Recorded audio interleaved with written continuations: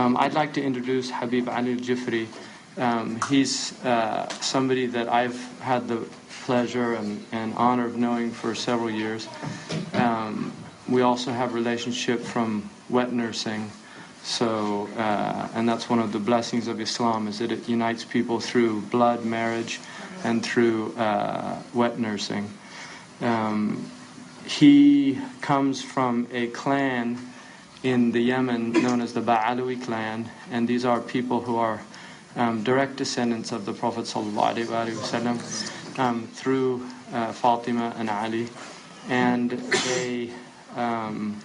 they fled the persecution of the family in Iraq very early on, and were aided by the Yemeni people, and have over the last 1,200 years really been the source of a lot of spiritual and intellectual sustenance for the people of Yemen, particularly the valley of Hadramaut. And knowledge is known to be both acquired, and there are two types of knowledge. There's what they call kasbi and wahbi. Kasbi knowledge is what we earn through our efforts, and wahbi knowledge is what is given from Allah subhanahu wa ta'ala. And so knowledge is of two types, and some of the ulama are gifted in having one, which is the kasb, but not the wahab. And others are gifted in having the wahab, but not the kasb. And then some have the wahab and the kasb together, which is quite unusual.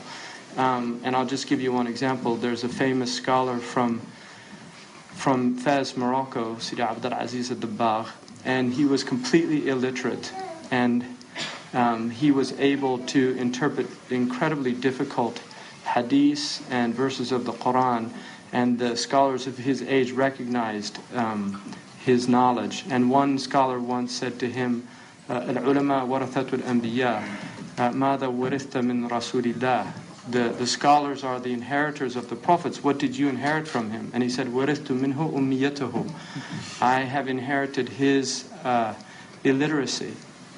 And this is an indication, because the mu'jiza of prophets can also be the karamat of the awliya, except for wahi.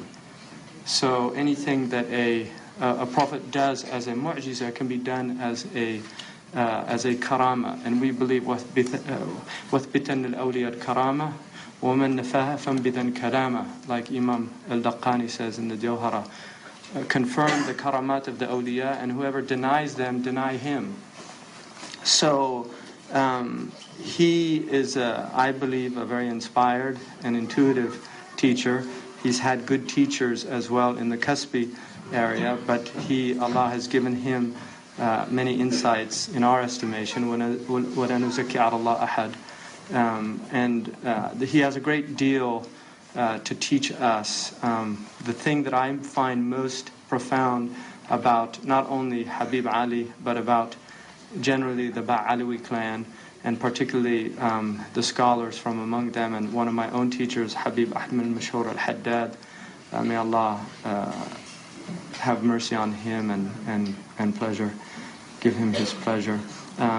He was one of the great illuminated people that I met in my life, and when I met him, I got a glimpse of what it meant to be a Hujjat al-Islam, because the real proof of Islam has never been in our books, but it's been in the people that this ummah has produced. And the Prophet ﷺ, his proof is not just the Quran, but it's actually his Sahaba. They are the Hujjah of the Prophet ﷺ.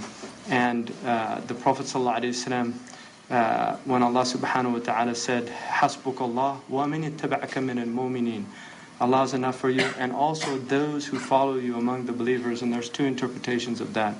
But the Sahaba are a Hujjah of Islam. And these people, I feel, these scholars that have focused on really purifying their hearts and struggling against their own inner temptations.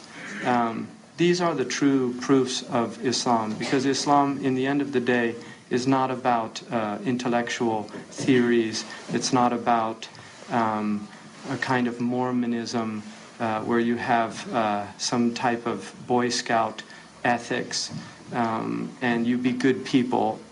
There's plenty of ethical philosophies out there that are very adequate for creating nice civil societies, that we don't need Islam to do that, right? Really. But what Islam is ultimately, it is a vehicle to not only self-knowledge, but knowledge of who created you and where you came from and where you're going to. And that is one of the great gifts of having people in our ummah that continue to recognize that that ultimately is the purpose of Islam and why we were created. فَعَلَمْ أَنَّهُ لَا إِلَهَ إِلَّا اللَّهِ. Know that there's no God but Allah. So I hope that you listen attentively to what he says.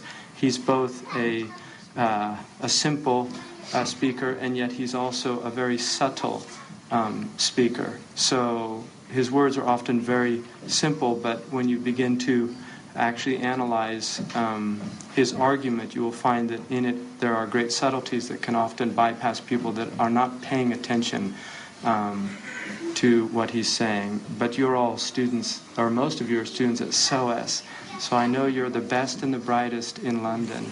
So, barakallahu fikum, inshallah. Alhamdulillah.